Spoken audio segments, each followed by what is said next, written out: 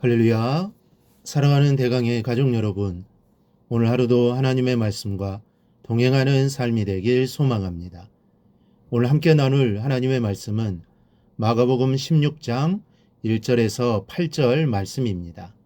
안식일이 지남에 막달라 마리아와 야고보의 어머니 마리아와 또 살로메가 가서 예수께 바르기 위하여 향품을 사다 두었다가 안식 후 첫날 매우 일찍이 해돋을 때 그 무덤으로 가며 서로 말하되 누가 우리를 위하여 무덤 문에서 돌을 굴려주려 하더니 눈을 들어본즉 벌써 돌이 굴려져 있는데 그 돌이 심히 크더라. 무덤에 들어가서 흰옷을 입은 한 청년이 우편에 앉은 것을 보고 놀라매 청년이 이르되 놀라지 말라. 너희가 십자가에 못 박히신 나사렛 예수를 찾는구나. 그가 살아나셨고 여기 계시지 아니하니라. 보라 그를 두었던 곳이니라.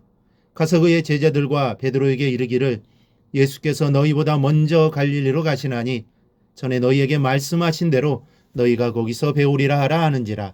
여자들이 몹시 놀라 떨며 나와 무덤에서 도망하고 무서워하여 아무에게 아무 말도 하지 못하더라. 아멘. 오늘은 주님께서 부활하신 날입니다.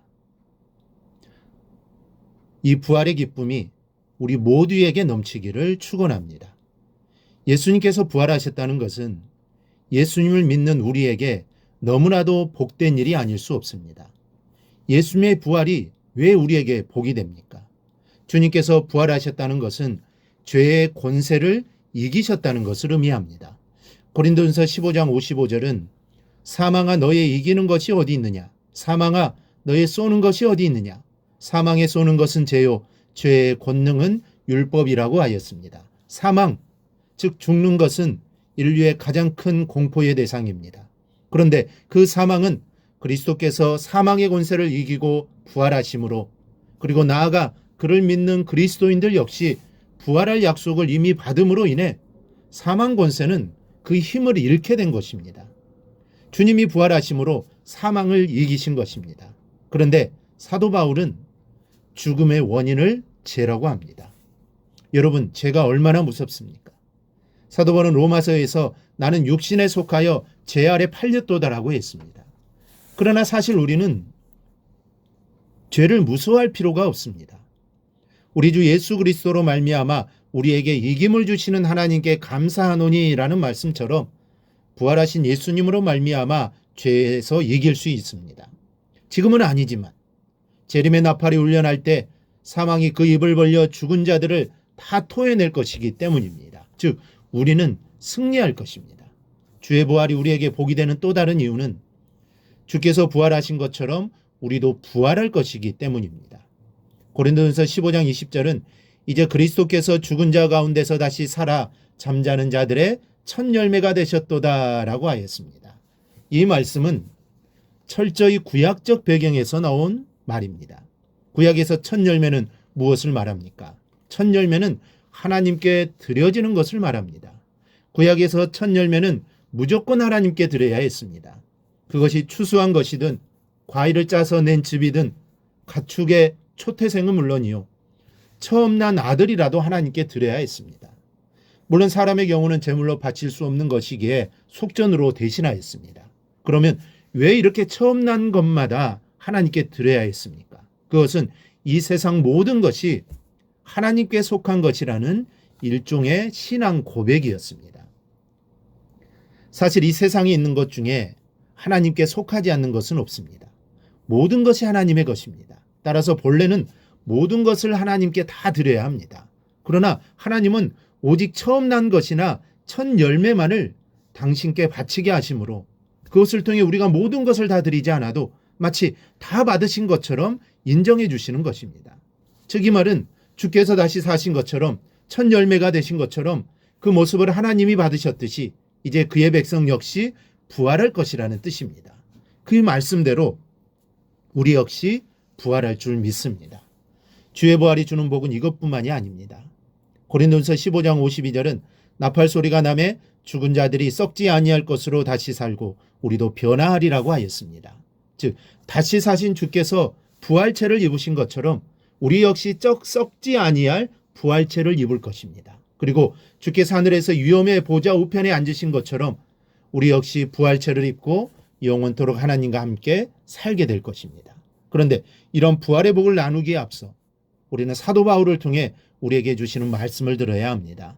로마서 8장 11절은 예수를 죽은 자 가운데서 살리신 이의 영이 너희 안에 거하시면 그리스도 예수를 죽은 자 가운데서 살리신 이가 너희 안에 거하시는 그의 영으로 말미암아 너희 죽을 몸도 살리시리라고 하였습니다.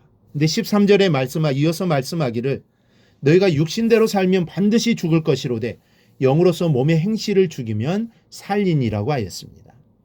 바울 사도는 부활의 영광을 말씀하시면서 성령의 능력으로 몸의 행실을 죽여야만 한다고 말씀하였습니다. 뿐만 아니라 17절에 또 말씀하기를 영광을 받기 위해서는 고난도 함께 받아야 할 것을 말씀합니다. 그렇다면 부활을 소망하는 우리가 어떤 삶을 살아야 하겠습니까?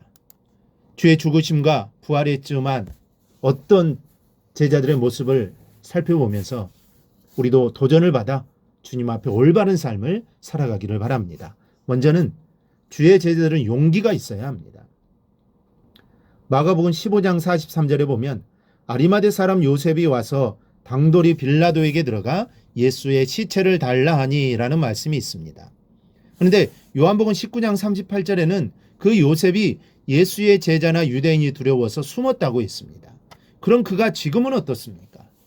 사람들 중에 누구도 나서지 못한 일, 그 빌라도를 찾아가 예수님의 시체를 달라는 청을 하였습니다. 이때 당돌이라는 단어가 있는데 이것은 위험을 무릅쓰다, 용기를 내다는 뜻입니다. 즉 그는 위험한 상황에서 용기를 내어서 주의 제자로서 주를 사랑하는 마음을 표현했던 것입니다.